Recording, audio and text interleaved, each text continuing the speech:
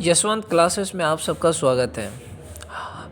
आज के इस वीडियो में मैं आप सबको physics class 11th Bihar board Hindi medium का chapter number 2 scalar and vector principle of calculus, जो स्केलर एंड वेक्टर है ना, उसके बारे में आज हम लोग बात करेंगे। तो चलिए शुरू करते हैं वीडियो बिना किसी देरी के। तो पहला टॉपिक है अदिश एवं सदिश राशियाँ, स्केलर एंड वेक्टर क्वांटिटीज़।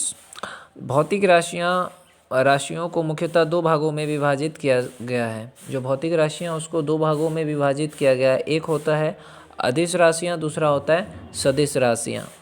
जो अदिश राशियाँ वे कौन कौन सी है, स्केलर क्वांटिटीज़ कौन कौन सी है? जिन राशियों को पूर्णतः व्यक्त करने के लिए केवल इनके परिमाण पर्याप्त होता है। परिमाण का मतलब होता है मैग्नीट्यूड। जिन राशियों को पूर्णतः यानी पूरे, जो यहाँ पे लिखा है ना, जिन राशियों को पूर्णतः व्यक्त करने के लिए केवल इनके परिमाण मैग्नीट्यूड पर्याप्त होता है, उन्हें अदिश राशियाँ कहा जाता है। जैसे द्रव्यमान है, ताप है, आवेश है, विभव है, समय है, ऊर्जा है, विद्युत धारा है इत्यादि अदिश राशियों के कुछ उदाहरण हैं। इन सबको बताने के लिए सिर्फ मैग्नीट्यूड की ज़रूरत होती है। अब मैं बात करूँगा सदिश राशियाँ, वेक्टर क्वांटिटीज़। जिन भौतिक राशियों को पूर्णतः व्यक्त करने के लिए उनके परिमाण और दिशा दोनों का उल्लेख करना आवश्यक होता है।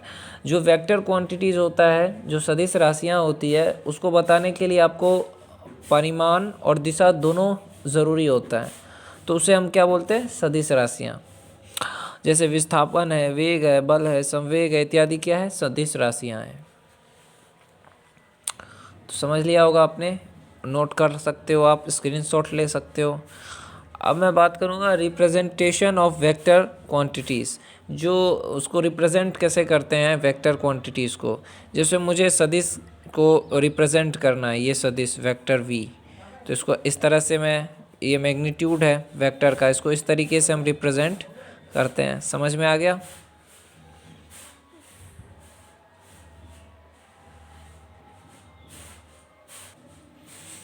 तो जैसे रिप्रेजेंटेशन ऑफ वेक्टर क्वांटिटीज़ है, इसको मैं और अच्छे से डिटेल में बता रहा हूँ कि किसी सदिश को एक रेखाखंड द्वारा निरूपित किया जाता है, जिसकी लंबाई से सदिश का परिमाण तथा तीर चिन्ह से उसकी दिशा प्रदर्शित होती है। जो तीर वाला चिन्ह है उससे उसकी दिशा बता रहे हैं हम, ठीक है। अब सदिश राशियों अक्षरों के ऊपर तीर का चिन्ह लगाकर लिखी जाती है। जो सदिश राशियां हैं, ये याद रखना, उसको बताने के लिए उसके ऊपर चिन्ह लगाया जाता है, एरो लगाया जाता है। जैसे वी वेक्टर, ऊपर में एरो का निशान दिया है ना, देख रहे हो। सदिश वी का जो ग्राफ या निरूपण है, रेखाखंड ओपी से दिखाया गया है। जो रेखाखंड ओपी है उससे सदिश के परिमाण को मापांक भी कहा जाता है। जो मैग्नीट्यूड है सदिश का, उसको हम मॉड्यूलस भी कहते हैं। जैसे यहाँ पे मैंने ये जो लिखा है v ऐसे करके लिखा है ना, इसको क्या पढ़ते हैं हम? ये केवल v द्वारा भी सूचित किया जा सकता है। इसको कहते हैं v मॉड। क्या कहते हैं इसको? v मॉड, यानी परिमाण बता रहे हैं हम, इसको मैग्नीट्यूड बता रहे हैं। अब चलिए मैं कुछ सदिश के बारे में आप सबको बताता हूँ। Some fundamental definition relating vectors. पहला इक्वल वेक्टर के बारे में समझते हैं कि इक्वल वेक्टर क्या होता है।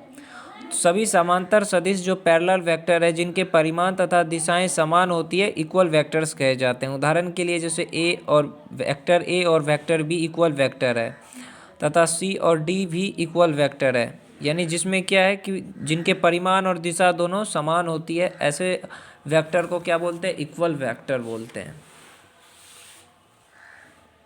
दूसरा वेक्टर है अपोजिट और निगेटिव वेक्टर। यदि दो सदिश एक दूसरे के समांतर तथा परिमाण में समान हो, परंतु दिशा में एक दूसरे के विपरीत हो, तो वे अपोजिट वेक्टर या निगेटिव वेक्टर कहे जाते हैं। इनमें से प्रत्येक सदिश दूसरे को अपोजिट वेक्टर कहे जाते हैं। इनमें से प्रत्येक सदिश दूसरे का ऋणात्मक सदिश है। जैसे ये है, दो वेक्टर है, एक इस साइड है, दोनों का जो परिमाण है वो समान है लेकिन दिशा अलग अलग है, तो उसको हम क्या बोलेंगे? अपोजिट वेक्टर या निगेटिव वेक्टर। अब पढ़ेंगे नल वेक्टर के बारे में। शून्य परिमाण के सदिश को नल वेक्टर कहा जाता है तथा इसे वेक्टर जीरो से व्यक्त किया जाता है। चूँकि दो सदिशों का योग भी एक सदिश होता है, अतः दो सदिश ए तथा निगेटिव सदिश ए का भी योग एक सदिश होगा जिसे नल वेक्टर कहते हैं। यदि दो सदिश ए और बी बराबर है तब इनके अंतर को शून्य सदिश कहा जाता है। देख रहे हो, इसको कहते हैं शून्य सदिश यानी नल वेक्टर। शून्य सदिश के क्या क्या गुण हैं? किसी सदिश ए में शून्य सदिश जीरो के योग अथवा अंतर का कोई प्रभाव नहीं होता है। शून्य सदिश किसी अदिश m अथवा सदिश a के साथ गुणा करने पे गुणनफल हमेशा शून्य होता है। शून्य के साथ किसी का भी गुणनफल करोगे तो शून्य ही होगा। अब पढ़ते हैं यूनिट वेक्टर के बारे में। यूनिट वेक्टर क्या होता है? एकांक परिमाण के सदिश को यूनिट वेक्टर कहा जाता है। एकांक सदिश प्रायः किसी सदिश की दिशा प्रदर्शित करने में प्रयुक्त होता है। यदि किसी सदिश वेक्टर v का परिमाण v हो तो v की दिशा वेक्टर v की दिशा में एकांक सदिश v कैप निम्नलिखित प्रकार से परिभाषित होता है। v कैप क्या हो जाएगा? v सदिश बाय v। किसी सदिश v के एकांक सदिश को v कैप से व्यक्त किया जाता है। अब है रेक्टेंगुलर यूनिट वेक्टर्स आई जे के। यहाँ पे एक्स वाई जेड निर्देशांक ले लिए, कोऑर्डिनेट एक्सिस, जिसमें एक आई कैप से दर्शाते, एक को जे से, एक को के से। तो चित्र से देखना है हमको।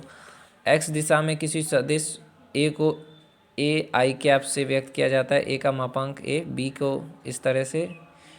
इसका उपयोग सदिश की दिशा व्यक्त करने में होता है। जैसे मैंने बोला कि 4 आई कैप न्यूटन के बल का अर्थ 4 न्यूटन के बल जो एक्स अक्ष के अनुदिश है। अब इसका कोई मात्रक नहीं होता है। अब geometrical method of addition of vector, vector को कैसे एडिशन करते हैं वो बताया गया। तो जैसे दो वेक्टर है ए और बी, उसको जोड़ना है तो कैसे जोड़ेंगे? वेक्टर ए है, वेक्टर बी है, इसको जोड़ दिया तो इस तरह से जोड़ेंगे जैसे मैंने चित्र में बताया। अब कुछ लॉ है जैसे commutative law and associative law of sum of vectors. तो ये जो लॉ है उसको समझो पहले। जैसे इस वेक्टर ए है, एक वेक्टर बी है, यहाँ पे भी एक वेक्टर बी है, एक वेक्टर ए है। तो ओ क्यू जो है, ये जो ओ क्यू है वो क्या हो जाएगा? ओ पी और पी क्यू। तो ए फिर ओ क्यू वेक्टर ये भी हो सकता है, ओ आर और आर क्यू। तो ये कौन सा लॉ है? कम्यूटेटिव लॉ है। उसी तरीके से यहाँ पे जो है एसोसिएटिव लॉ को बताया मैंने कि ये ओ पी है, ये पी क्यू है, सब कुछ सेम टू सेम है, डायगोनल कर दिया। तो ये डायगोनल करने पे जैसे ओ आर निकालना है तो ए प्लस इसे हो जाएगा, ओ आर निकालना है तो इसे। ये एसोसिएटिव लॉ का फॉर्मूला यही होता है। अब difference of set two vector देखते हैं कि दो वेक्टर का डिफरेंस क्या होता है। तो इसमें अपोजिट वेक्टर्स के साथ जोड़ देते हैं, उसी को कहते हैं। आप देख सकते हो चित्र, स्क्रीनशॉट ले सकते हो।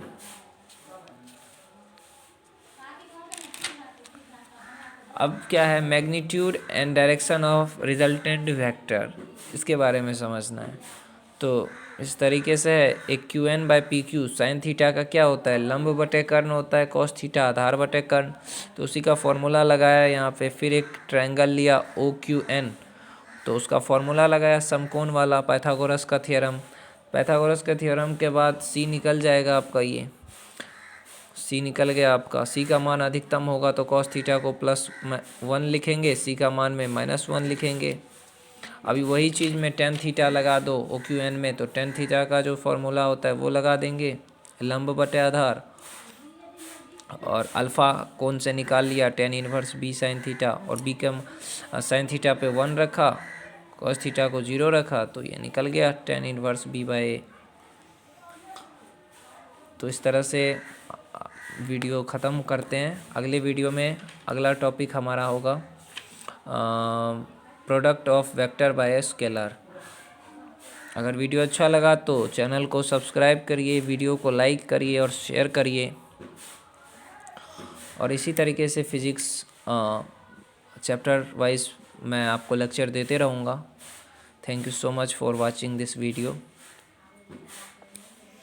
And please like and comment में बताइए कैसा लगा वीडियो, और सब्सक्राइब करिए चैनल को और बेल आइकन को ज़रूर प्रेस करिए। Thank you so much for watching this video.